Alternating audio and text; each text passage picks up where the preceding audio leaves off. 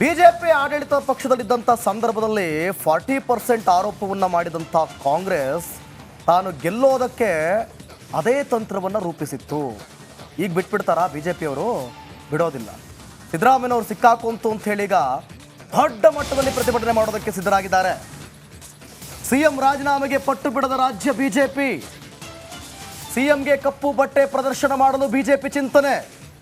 ಅವತ್ತು ಬಜೆಟ್ ದಿನ ಕಿವಿಗೆ ಹೂ ಹಿಡ್ಕೊಂಡ್ ಬಂದಿದ್ರು. ಇವತ್ತು ಕಪ್ಪು ಬಟ್ಟೆ ಕಟ್ಟಿ ಬಿಜೆಪಿ ಪ್ರತಿಭಟನೆ ಮಾಡೋದಕ್ಕೆ, ಅದಕ್ಕೆ ಟಕ್ಕರ್ ಕೊಡೋದಕ್ಕೆ ಮುಂದಿನ ಹೋರಾಟದ ಬಗ್ಗೆ ಬಿಜೆಪಿ ಮಹತ್ವದ ಸಭೆ ನಡೆಸಲಿದೆ. ವಿಪಕ್ಷ ನಾಯಕ ಅಶೋಕ್ ನೇತೃತ್ವದಲ್ಲಿ ಸಭೆ ನಡೆಯುತ್ತೆ.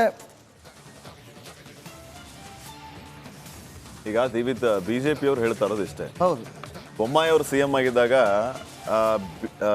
ಬಜೆಟ್ ಮಂಡನೆ ಮಾಡೋದಕ್ಕೆ ಬಂದಾಗ DK ಶಿವಕುಮಾರ್, ಸಿದ್ದರಾಮಯ್ಯ, ಜಾರ್ಜು ಎಲ್ಲರೂ ಕಿವಿಲಿ 2 ಚೆಂಡು ಹೂವು ಇಟ್ಕೊಂಡ್ಬಂದ್ರು. ನೆನಪಿರ್ಬೇಕು. ಹೌದು, ಖಂಡಿತವಾಗ್ಲು. ಅದು ಉದ್ದೇಶ ಏನಂತಂದ್ರೆ ಮುಂದಿನ ದಿನಮಾನಗಳಲ್ಲಿ ನಾವು ಚೆಂಡು ಹೂವು ಇಡ್ತೀವಿ ನಿಮಗೆ ಅಂತ ಪ್ರಶ್ನೆಯನ್ನ ಈಗ ಬಿಜೆಪಿ ಅವರು ಮಾಡ್ತಾ ಇರೋದು. ಯಾಕಂದ್ರೆ ಸಮಗ್ರವಾದ ಅಭಿವೃದ್ಧಿಯ ಬಗ್ಗೆ ಫೋಕಸ್ ಇಲ್ಲ. ಹಗರಣ ಹಗರಣ ಹಗರಣ, ವಾಲ್ಮೀಕಿ ಹಗರಣ, ಮೂಡ ಹಗರಣ ಇತ್ಯಾದಿ. ರಾಜ್ಯದ ಜನರಿಗೆ ಏನ್ ಸಂದೇಶ ಸಾರ್ತಾ ಇದ್ದೀರಿ ಅನ್ನೋಂಥದ್ದು ಒಂದ್ ಕಡೆ ಆದ್ರೆ, ಗ್ಯಾರಂಟಿಗಳ ಬಗ್ಗೆಯೂ ಕೂಡ ಸಿಕ್ಕಾಪಟ್ಟೆ ಚರ್ಚೆ ಆಗ್ತಾ ಇದೆ. ಅನುದಾನಕ್ಕೆ ದುಡ್ಡಿಲ್ಲ, ಗ್ಯಾರಂಟಿಗಳಿಗೆ ದುಡ್ಡಿಲ್ಲ, ತಾಲೂಕುಗಳು ಕ್ಷೇತ್ರಗಳ ಅಭಿವೃದ್ಧಿಗೆ ದುಡ್ಡಿಲ್ಲ. ಇದ್ರ ಮಧ್ಯೆ ತೆರಿಗೆ ಹೆಚ್ಚು ಮಾಡ್ತಾ ಇದ್ದೀರಿ, ದುಬಾರಿ ದುನಿಯಾ ಆಗ್ತಾ ಇದೆ, ಪ್ರತಿಯೊಂದರಲ್ಲಿಯೂ ಕೂಡ ಸಮಸ್ಯೆ ಆಗ್ತಾ ಇದೆ. ಆಡಳಿತ ಪಕ್ಷವಾಗಿ ನೀವೇನ್ ಮಾಡ್ತಾ ಇದ್ದೀರಿ? ಒಳ್ಳೆ ಆಡಳಿತ ಇಲ್ಲ, ನಿಮ್ಮಲ್ಲೇ ಒಳಜಗಳ. ಇದು ಹೀಗೆ ಆದ್ರೆ ಮುಂದೆ ಕಥೆ ಏನು ಅಂತ ಬಿಜೆಪಿ ಇದನ್ನ ಸಿದ್ದರಾಮಯ್ಯನವರು ಬಹಳ ಹೇಳ್ತಾ ಇದ್ರು ಮೊನ್ನೆ. 45 ವರ್ಷದ ರಾಜಕೀಯ ಇತಿಹಾಸದಲ್ಲಿ ಒಂದೇ ಒಂದು ಕಪ್ಪು ಚುಕ್ಕೆ ಇಲ್ಲ ಅಂತ ಹೇಳಿದ್ರು. ಆದ್ರೆ ಇವತ್ತು ಅವರು ಫೇಸ್ ಮಾಡಬೇಕಾಗಿರೋದು ಅತಿ ದೊಡ್ಡ ಕೇಸು. ಜೊತೆಗೆ ಶ್ರೀಪಾದ್, ನೀವು ಹೇಳ್ತಾ ಇದ್ರೆ ಗ್ಯಾರಂಟಿ ಯೋಜನೆ ಬಗ್ಗೆ.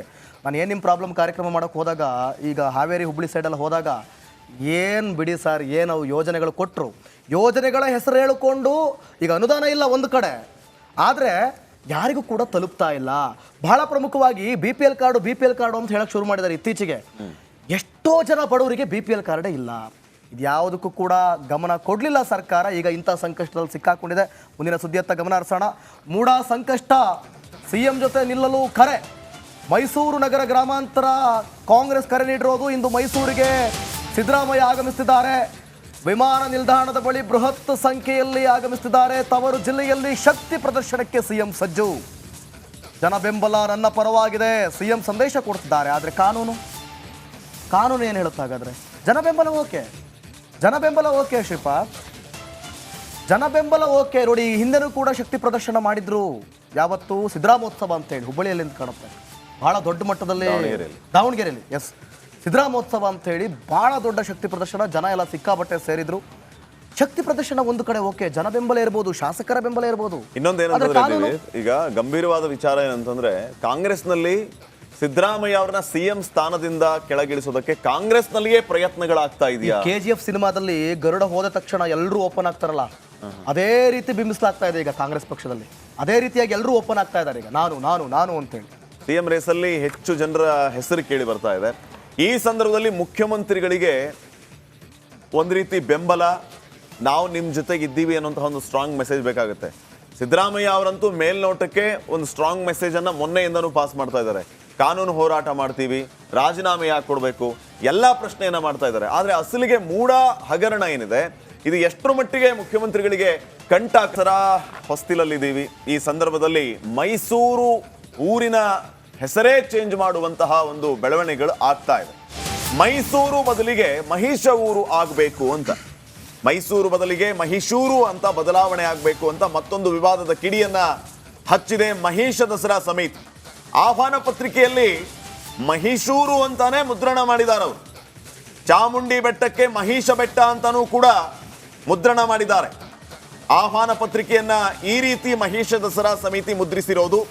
ಇದೇ ತಿಂಗಳು 29ನೇ ತಾರೀಕು ನಡೆಸಲು ಉದ್ದೇಶಿಸಿ ಮಹಿಷ ದಸರಾ ಸಮಿತಿ ನಿರ್ಧಾರ ಮಾಡಿದೆ.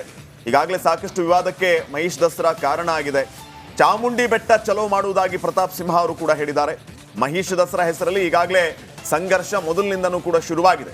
ಈ ಮಧ್ಯೆ ಮಹಿಷ ದಸರಾ ಸಮಿತಿಯವರು ಮಹಿಷೂರು ಅಂತ ಹೆಸರನ್ನ ಬರೆದು ಮುದ್ರಣ ಕೂಡ ಮಾಡಿದ್ದಾರೆ. ತಾವು ಆಮಂತ್ರಣ ಪತ್ರಿಕೆಯಲ್ಲಿಯೂ ಕೂಡ ಅದನ್ನ ಗಮನಿಸ್ತಾ ಇದ್ದೀರಿ ಸ್ಕ್ರೀನ್ ಮೇಲೆ. ದಿವಿತ್, ಮುಖ್ಯವಾಗಿ ನಾವು ಮೊದಲಿಂದಾನೂ ಕೂಡ ಗಮನಿಸಿದ್ದೀವಿ, ಮೈಸೂರು ದಸರಾ ಅಂತ ಬಂದಾಗಲೇ ಈ ಮಹಿಷ್ ದಸರಾ ಅನ್ನೋದ್ರ ಬಗ್ಗೆ ಭಾರಿ ಚರ್ಚೆ ಆಗುತ್ತೆ. ಮೂಲ ಮೈಸೂರಿನಲ್ಲಿ ಈ ವಿಚಾರ ಭಾರಿ ಚರ್ಚೆ ಆಗುವಾಗ ಇಲ್ಲಿ ದ್ವಂದ್ವ ಯಾವ ರೀತಿ ಅಂತಂದ್ರೆ, ಮಹಿಷ ದಸರಾ ಯಾಕೆ ಮಾಡಬೇಕು ಅನ್ನುವಂಥದ್ದು ಒಂದು ಕಡೆ ಆದ್ರೆ, ಮಹಿಷ ದಸರಾ ಯಾಕೆ ಮಾಡಬಾರದು ಅನ್ನೋ ವಾದ ಮತ್ತೊಂದು ಕಡೆ. ಮೈಸೂರು ದಸರಾಗೆ ಮತ್ತು ಮೈಸೂರಿಗೆ ಒಂದು ಭವ್ಯ, ಒಂದು ಶ್ರೀಮಂತವಾದಂತಹ ಇತಿಹಾಸ ಇದೆ. ಆ ಇತಿಹಾಸವನ್ನ ನೋಡಿದಾಗ ಮಹಿಷ ದಸರಾಕ್ಕೆ ಜಾಗ ಇತ್ತ ಇತಿಹಾಸದಲ್ಲಿ? ಮಹಿಷ ದಸರಾಗೆ ಜಾಗ ಇತ್ತ? ಇತ್ತೀಚೆಗೆ ಯಾಕೆ ಇದು ಪ್ರವರ್ಧಮಾನಕ್ಕೆ ಬಂತು ಅನ್ನೋದ್ರ ಬಗ್ಗೆ ಭಾರಿ ಚರ್ಚೆ ಆಗ್ತಾ ಇರೋದು ಒಂದು ಕಡೆ ಆದ್ರೆ, ಮಹೀಶೂರು ಅಂತ ನಾಮಕರಣ ಮಾಡುವುದರ ಹಿಂದೆ ಇರುವಂತ ಉದ್ದೇಶ ಏನು ಅನ್ನೋದ್ರ ಬಗ್ಗೆ ಭಾರಿ ಚರ್ಚೆ ಆಗ್ತಾ ಇದೆ. ಈ ಹಿಂದೆ ಪ್ರತಾಪ್ ಸಿಂಹ ಸಂಸದರಾಗಿದ್ದ ಸಂದರ್ಭದಲ್ಲಿ ಇದ್ರ ಬಗ್ಗೆ ಬಹಳ ಪ್ರಬಲವಾದ ಧ್ವನಿ ಎತ್ತಿದ್ರು ಅವರು. ಉದ್ದೇಶಪೂರ್ವಕವಾಗಿ ನಮ್ಮ ಶ್ರೀಮಂತ ಸಾಂಸ್ಕೃತಿಕ ಪರಂಪರೆಗೆ ಧಕ್ಕೆ ತರೋದಕ್ಕಾಗಿಯೇ ನೀವು ಈ ರೀತಿ ಮಾಡ್ತಾ ಇದ್ದೀರಿ, ಇದನ್ನ ಮಾಡೋದಕ್ಕೆ ನಾವು ಯಾವುದೇ ಕಾರಣಕ್ಕೂ ಬಿಡೋದಿಲ್ಲ ಅನ್ನುವಂತಹ ಒಂದು ಒಕ್ಕೋರಲ ಧ್ವನಿ ಮೈಸೂರಿನಲ್ಲಿ ಕೇಳಿ ಬಂತು. ಆದ್ರೆ ನಾವು ಮಹಿಷ ದಸರಾ ಮಾಡಿಯೇ ಮಾಡ್ತೀವಿ, ಮೈಸೂರಿನಲ್ಲಿ ಚಾಮುಂಡಿ ತಾಯಿ ಎಷ್ಟು ಪ್ರಖ್ಯಾತಳೋ ಅಷ್ಟೇ ಪ್ರಖ್ಯಾತತೆಯ ಸ್ಥಾನ ಮಹಿಷನಿಗೂ ಕೂಡ ದಕ್ಕುತ್ತೆ ಅನ್ನುವಂತಹ ವಾದವನ್ನ ಈ ಮಹಿಷ ದಸರಾ ಸಮಿತಿಯವರು ಮಾಡ್ತಿದ್ದಾರೆ. ಆಮೇಲೆ ಇವರು ಈ ಒಂದು ಕಾರ್ಯಕ್ರಮದ ಅಥವಾ ಈ ಹಬ್ಬದ ಆಯೋಜಕರಿದಾರಲ್ಲ, ಇವ್ರು ಹೇಳುವಂಥದ್ದು, ನಾವು ಸುಮಾರು 100 ವರ್ಷಗಳಿಂದ ಕೂಡ, ಶತಮಾನಗಳಿಂದ ಕೂಡ ಈ ಒಂದು ಹಬ್ಬ ಆಚರಣೆ ಆಗ್ತಾ ಇದೆ ಅಂತ ಅವರ ವಾದ. ಅಂದರೆ ಕ್ರಿಸ್ತಪೂರ್ವ 3ನೇ ಶತಮಾನದಲ್ಲಿ ಇದ್ದಂಥ ಇವರು ರಾಜರು ಅಂತ ಹೇಳಲಾಗುತ್ತೆ, ಆದರೆ ಅಸುರರು ಅಂತ ಹೇಳಿ ವಾದ ಮಾಡ್ತಾರೆ. ಮಹಿಷಾಸುರರು ಸುಮಾರು ಮಹಿಷಾ ಮಂಡಲದಿಂದ ಹಿಡಿದು ವಿಂಧ್ಯ ಪರ್ವತದವರೆಗೂ ಕೂಡ ಇವರ ಆಳ್ವಿಕೆ ಇತ್ತು. ಆದರೆ ಇವರು ರಾಜರಲ್ಲ, ಇವರು ಅಸುರರು ಅನ್ನುವಂಥದ್ದು ಬಿಜೆಪಿ ವಾದ. ಮಹಿಷ ಮರ್ದನ ಮಾಡಿದ್ದಕ್ಕೆ ಮೈಸೂರು ಅನ್ನೋ ಹೆಸರು ಬಂತು ಅನ್ನೋದೇ ಮುಖ್ಯವಾದಂತಹ ವಿಚಾರ ಇಲ್ಲಿ. ಸೊ ಹಾಗಾಗಿ ಇಲ್ಲಿ ಅಂದ್ರೆ ದೇವಾನುದೇವತೆಗಳ ವಿರುದ್ಧ ಯುದ್ಧ ಮಾಡ್ತಿದ್ರಂತೆ ಇವರು. ದೇವರನ್ನು, ದೇವತೆಗಳನ್ನು, ಇಂದ್ರನಂತ ದೇವರನ್ನು ಕೂಡ ಇವರು ಸೋಲಿಸಿದ್ರು ಅನ್ನುವಂಥ ಮಾತುಗಳು ಕೂಡ ಇದೆ. ಸೊ ಹಾಗಾಗಿ ಅದನ್ನು ಅವರು ವಾದ ಮಾಡ್ಕೋತಾ ಇದ್ದಾರೆ. ನಾವು ಆಚರಣೆ ಮಾಡ್ತೀವಿ, ಜೊತೆಗೆ ಚಾಮುಂಡಿ ಬೆಟ್ಟದಲ್ಲಿ ನಿಮಗೆ ಮಹಿಷಾಸುರನ ವಿಗ್ರಹ ನೀವು ನೋಡಿರ್ಬೋದು, ಹೋದ ಕೂಡಲೇ ಮೇನ್ ಹೈಲೈಟ್ ಕಾಣೋದೇ ಅದು.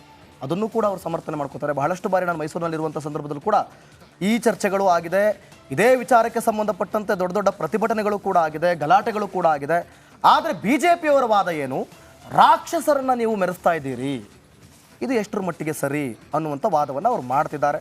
ಕಾದ್ ನೋಡೋಣ, ಈಗ ಊರೇ ಬದಲಾಗುವಂಥ, ಊರ ಹೆಸರೇ ಬದಲಾಗುವಂಥ ಸಾಧ್ಯತೆಗಳು ಕಂಡು ಬರ್ತಾ ಇದೆ. ಓಕೆ, ಮುಂದಿನ ಸ್ಟೋರಿಯನ್ನು ನಾವು ನೋಡ್ತಾ ಹೋಗೋಣ.